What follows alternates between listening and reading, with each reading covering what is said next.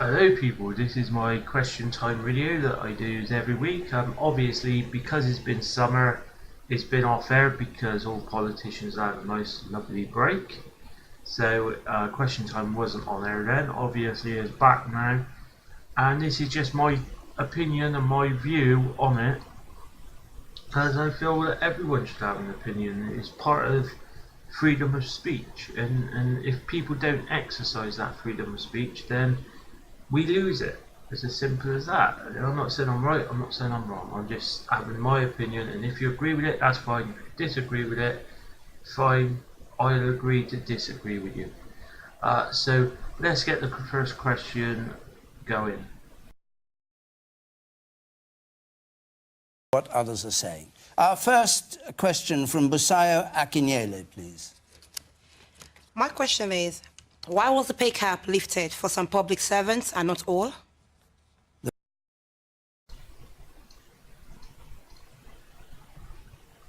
Well, I think we know the answer to that question is quite simple. At the end of the day, the Tory party is, like they said on question time, it is a clear divide and divide the public sector up into groups, so then each one's mad at each other and the unions will start fighting each other, and then it'll just be chaos within that. Everything the Tory parties do is very carefully planned, and the strategy is to divide, because if you can get two parties dividing and you can step back from that, you could just leave them to it and go off and do other business. It is disgusting. This cap was sold to the British people as the cuts have to happen. Austerity have to happen. There's no alternative at all. We must cut everything. And look what we've got now. We've got complete chaos in so many areas. At the end of the day, the pay cap didn't exist for the bankers or the bonus bankers or politicians, for example. You know, it is so. That's why everything's chaos, because some groups are still getting pay rises if nothing's wrong. Other groups are being told, well, no, you can't have a pay rise because it's just costs too much. No, it doesn't, because what happens when you give people a pay rise, they get that little bit more money, and then it goes out to the economy and they spend it, and then that boosts the economy a bit.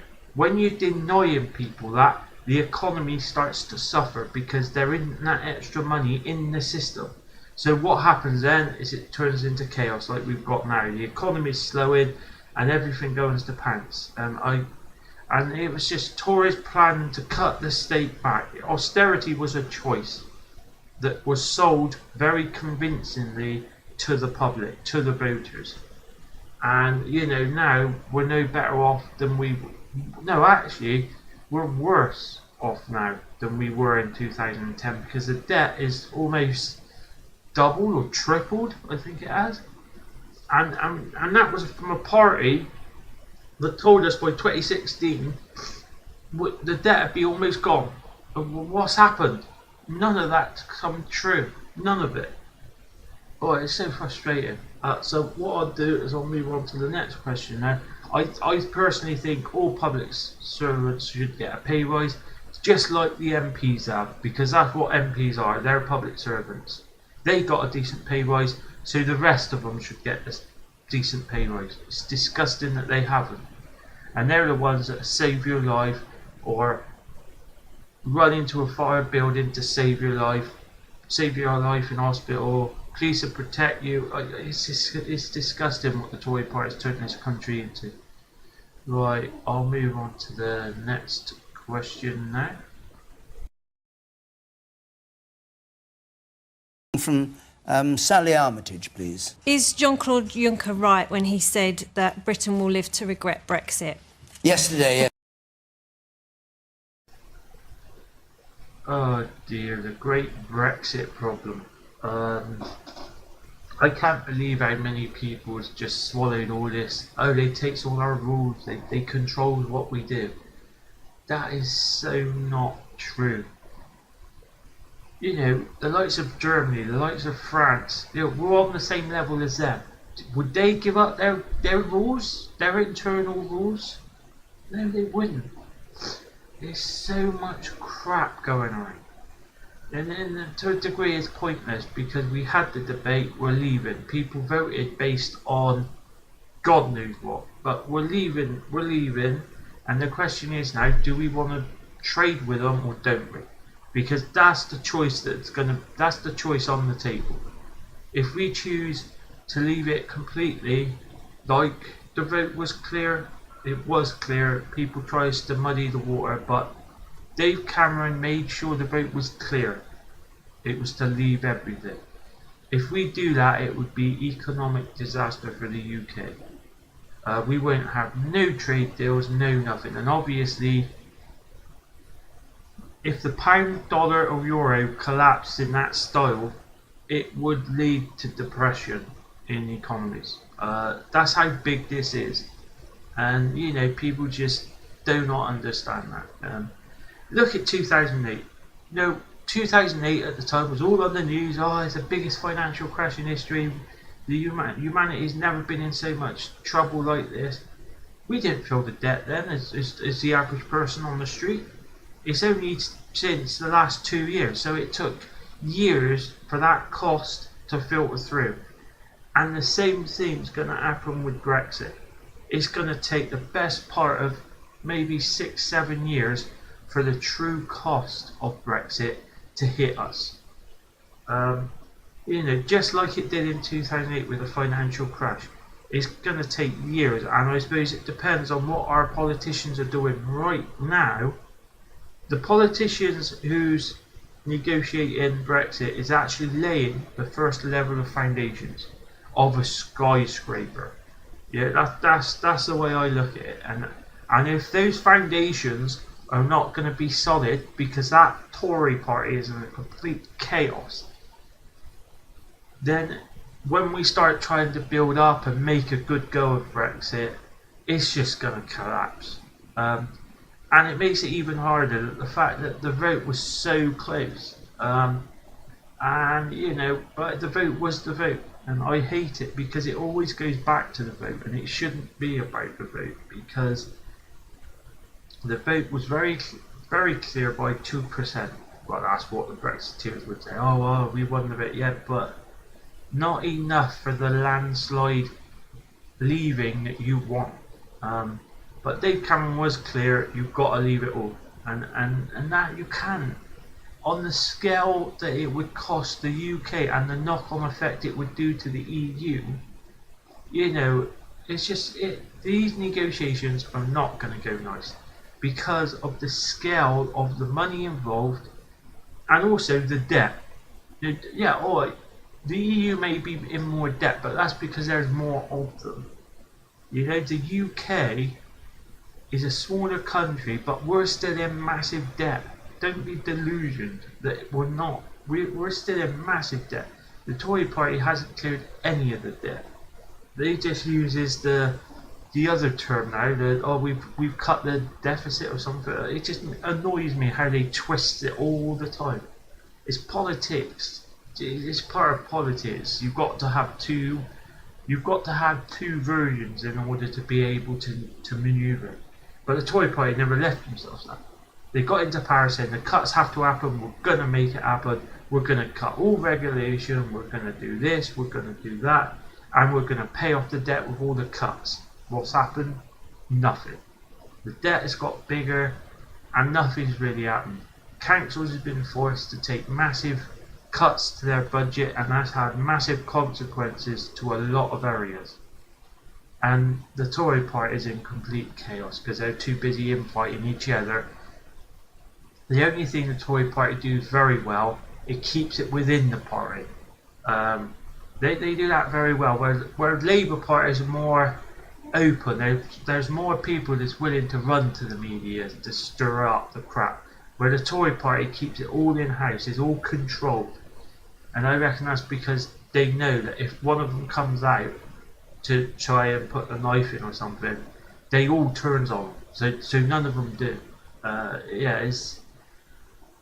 Brexit is not going to be easy, and it was sold in the referendum as it was going to be easy. It never was going to be easy.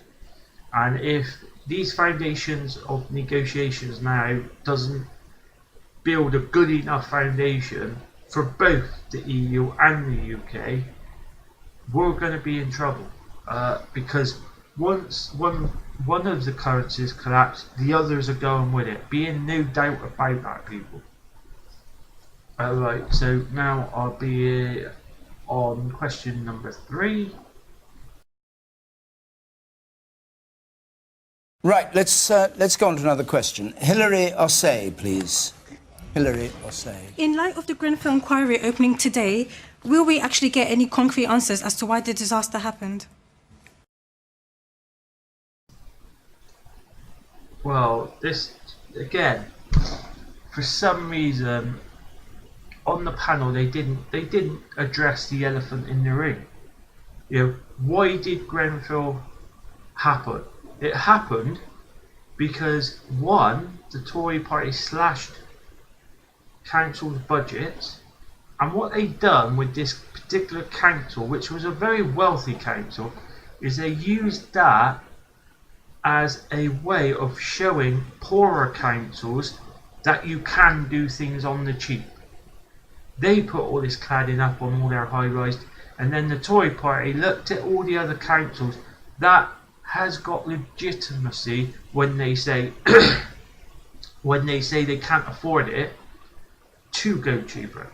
It was like that local council was pivoted on by the Tory party to go cheap, and there's just no excuse. Those councillors should be charged with manslaughter, because it's not like they can turn around and say, oh well, we didn't have the money, you know, our budget is so slashed, we didn't have the money.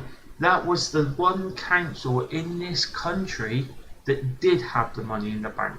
They did have that budget in there to pay to get all the safety measures up to standard, but they made a political choice. The councillors was doing their job and making the Tory party happy by running a massive surplus on their budget.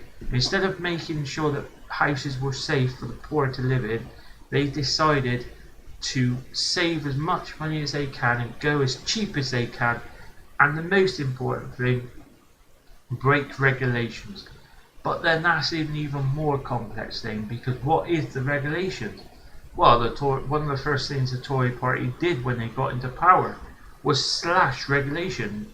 Quengos, I think they're called, and a lot of those Quengos, I think they're called Quengos, a lot of they were told that, oh well, they're just waste of money. Well no, because some of them actually held councils and other areas accountable to make sure that fire safety, all the safety measures in these tower blocks had to be followed. And when they got all deleted because they cost the country millions, that was a lot of safety rules that was just wiped out in one swoop. And now that's why we've got many blocks all over the country that's got either no alarms or no. It's just that council has to be held to account, and the ones that's at the top who was in the control of the budget, they should be held to account. And I'll tell you now, probably a day after that fire, I bet every email between ministers and the council people, I bet they went through all that emails, all the information between ministers and the councillors, the Tory councillors, and I bet stuff was deleted that implemented any ministers. I'll tell you that now. That guy on the end was right. The police should have been in there in that morning, taking all the computers away. It's disgusting that did not happen, and now most of those emails or paperwork or whatever it was would have been deleted. So now the Tory party would say to the councillors they'd defend them all the way. The Tory party will defend their councillors all the way, but there isn't no defending it. That council was one of the wealthiest in the country, and they made a political choice to not spend the money, and that is because it was poor people foreigners and all that nasty rhetoric where people saying they get everything. Well, they never got everything in that tower, did they? You know, they didn't get any safety measures or nothing. It was just kicked aside, painted to look nice, all the cladding to look nice, but yeah, inside it was a coffin waiting to kill millions of them. Well, not millions, that's a bit OT, but you know, it is so frustrating that you do feel like they'll get away with it, because it was all about money, and that council is one of the councils that cannot use that excuse, because they had plenty of money in their budget because they were a wealthy area, so there's no excuse for that. Now, if you go to another area with a council that might have quite a few of these tower blocks, they may be able to argue and say, well, look, our budget is like this, and we just haven't got that money to pay for the extra fire safety stuff, or you know, you can kind of say, well, yeah, okay, well, why can't you? And then it goes straight back up to government level. And no one's going to get told off at the highest government. None of the ministers are going to get blamed for that. It's going to be the ones that's going to get blamed are the contractors. I'll tell you, all the information that links ministers with the councillors talking about saving as much money as they can, all of that would have been deleted. If George Osborne was there, all of that information would be gone now. It was gone the morning it happened. Yeah, well, the morning after it happened. That would have all been deleted. All of that would have been deleted on both computers if it was emails, and it would have been shredded and probably burnt somewhere. It's absolutely disgusting, and I'd be surprised if I would be very surprised if we see any answers for it. It's probably going to take 5-10 years before anything really comes out.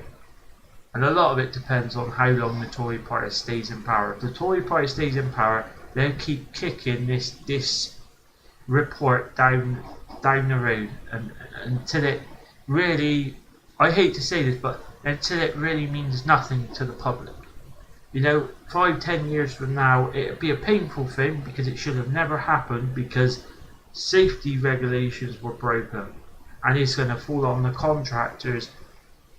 The contractors are going to take the blame for this, and hopefully they've got some incriminable evidence from ministers. That would be amazing if they have, but I doubt they have, or they would have only contacted the councillors. It would be the councillors contacting ministers that would have the information, but they would have deleted a lot of it. It's so frustrating, it should have never happened. But I'll move on to the last question now.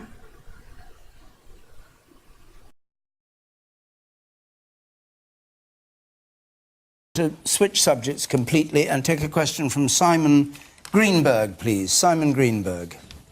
Given that many believe Jacob Rees-Mogg's views to be extreme, does religion have a place in politics?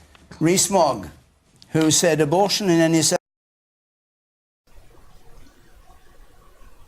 Oh, goody, ReesMogg. You know, if you believe in something and you're saying, I find it very hard that you could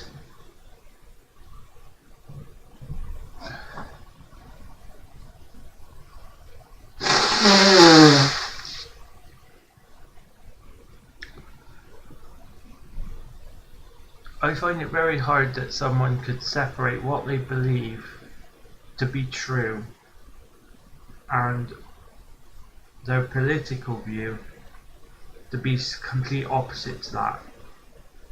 I know, I'm sorry, but I do not buy Mogg's view. I believe what he did there was go onto national TV and purposely rule himself out of the Tory leadership. Because at the moment, the Tory leadership is in chaos. A lot of long-term Tory supporters want May out, and the problem she's not out is because they're in a Tory MP that's got the balls to stand up and take leadership, because they know Brexit is going to be chaos, and none of them's got the balls to do it. Not even Brexiteers like Jacob Rees-Mogg. He didn't want to do that. That's why he made that speech, people. He's a very clever man. Been in politics for a long time, so he could play the game brilliantly.